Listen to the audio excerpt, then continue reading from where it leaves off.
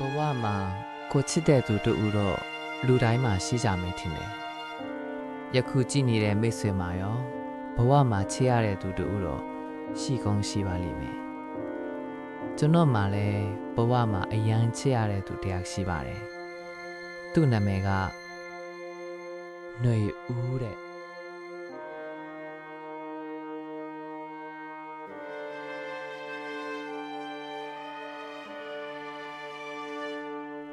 ຫນွေဦးနင်းကျွန်တော်ဟာတယောက်ကိုတယောက်အရန်ချစ်ခဲ့ကြတဲ့ချစ်သူတွေပေါ့ຫນွေဦးဟာထက်မြက်တဲ့မိန်းကလေးတယောက်ဖြစ်တယ်လို့ပျော်ပျော်နေတတ်တဲ့သူလည်းဖြစ်တယ်သူမဟာကျွန်တော်ကိုအမြဲစာနောက်လေးရှိတယ်ကျွန်တော်ကတော့ပကြီးဆွဲရတာဝါသနာပါသူဖြစ်တယ်လို့အေးစစ်စစ်နေတဲ့သူလည်းဖြစ်ပါတယ်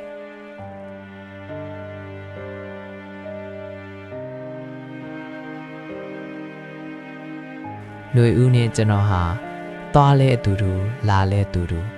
ဘယ်နေရာရောက်ကျွန်တော်ဟာຫນွေဦးနားမှာအမြဲရှိနေခဲ့တယ်ဒီလိုနဲ့ပဲကျွန်တော်တို့တက္ကသိုလ်နောက်ဆုံးနှစ်ရဲ့အချိန်ဟာကုံမန်းမတီကုံဆုံးလာခဲ့တယ်ဆိုပါတော့ຫນွေဦးနဲ့ကျွန်တော်မှာတူညီတဲ့ရည်မှန်းချက်တွေရှိတယ်ဒါကတော့ကျွန်တော်တို့နှစ်ယောက်လုံးကြောင်းပြီးရင်အတူတူအလုပ်လုပ်မယ်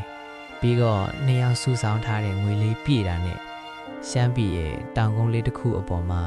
အင်ဂျန်လေးတစ်ချံငွေပြီးအင်္ဂလိပ်တစ်လုံးဆော့ကအတူတူနေကြဖို့ပါပဲကျွန်တော်ကပကြီးဆွဲရတာဝါသနာပါသူဖြစ်တယ်ဆိုတော့ຫນွေဦးနဲ့ကျွန်တော်ဟာစိတ်ကူးတဲ့ကအိမ်ပုံစံလေးကိုအမြဲပကြီးဆွဲလေးရှိတယ်ကျွန်တော်ဆွဲတဲ့ပကြီးကားတိုင်းကိုကြည့်ပြီးຫນွေဦးရဲ့အမြင်ဓာတ်လေးဟာအမြဲပြုံးပြိုနေပုံပါပဲဘာလို့လဲဆိုတော့ကျွန်တော်ဆွဲလိုက်တိုင်းပကြီးကားတိုင်းမှာသူမပုံအမြဲပါနေတယ်လို့ပါပဲဒီလိုနဲ့တက္ကသိုလ်ကျောင်းတွေပိတ်တော့မဲ့အချိန်ကိုရောက်လာခဲ့တယ်ကျွန်တော်ကကျောင်းပြီးတော့နေပါမှာလဲຫນွေဦးဟာခဏခဏခေါင်းမူးတက်တာကိုစပြီးသတိထားမိလာတယ်ကျွန်တော်ဟာသူမနဲ့ရှင်းနေတဲ့အချိန်တိုင်းအမှတ်မချင်းမဲ့မူးလဲတက်တဲ့သူမကိုပို့ပြီးဂယုစိုက်ပေးဖြစ်တယ်သူမကိုပြောစရာတွေအမြဲဖန်တီးပေးဖြစ်တယ်ဆိုပါတော့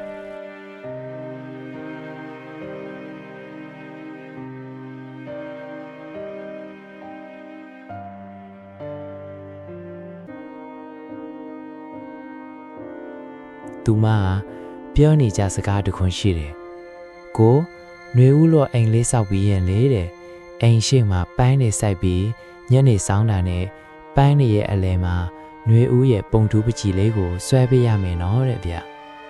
သူအဲ့လိုပြောလိုက်တိုင်းကျွန်တော်လေးသဘောကျပြီးအမြဲပြုံးမိတယ်ကျွန်တော်သိပ်ချစ်ရတဲ့သူမပန်းနေရဲ့အလဲမှာဘလောက်လှနေမလဲရီမန်းချက်တွေပြည့်တဲ့တနေ့သူမရောဘလောက်ပျော်နေရှာမလဲဆိုလဲကျွန်တော်အတွေ့ကအနာဂတ်အချိန်တွေကိုမျှော်မှန်းတန်တာရင်စူးစမ်းဖို့အသင့်ဖြစ်နေတယ်လို့ပါပဲ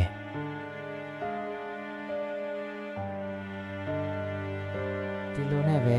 ကျောင်းပိတ်ဖို့နောက်ဆုံးရက်ရောက်လာခဲ့တဲ့ချိန်ပေါ့ຫນွေဦးဟာ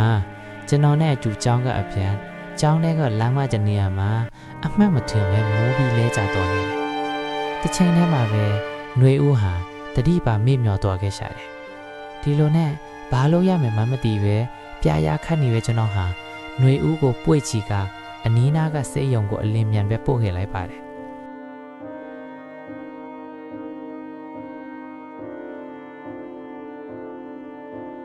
ကျွန်တော်ကတော့အပြင်ကကောင်တာရှိမှာပဲသူမကိုစိုးရိမ်စိတ်တွေနဲ့ထိုင်ဆောင်ကြံခဲ့ရတယ်ပေါ့သူမဒီလိုဖြစ်တာကကျွန်တော်ရင်ထဲမှာမမျော်လင့်မဲဝင်လာတဲ့မုန်တိုင်းတစ်ခုလိုပါပဲခဏအကြာတော့ဆရာဝန်ကြီးဟာသူမကိုစစ်ဆေးတဲ့အခန်းထဲကထွက်လာခဲ့တယ်ကျွန်တော်လည်းချက်ချင်းပဲຫນွေဦးရဲ့အခြေအနေကိုမေးလိုက်တယ်ဆရာຫນွေဦးရဲ့အခြေအနေဘယ်လိုလဲဆရာပြောပြရမှာစိတ်တော့မကောင်းပါဘူး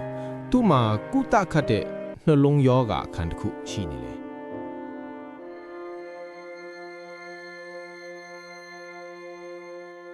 ဒီလိုဆရာကစိတ်မကောင်းစွာပြောတာနဲ့ပဲကျွန်တော်ຫນွေဦးအတွက်ပိုပြီးစိုးရိမ်ပြီးသွားတယ်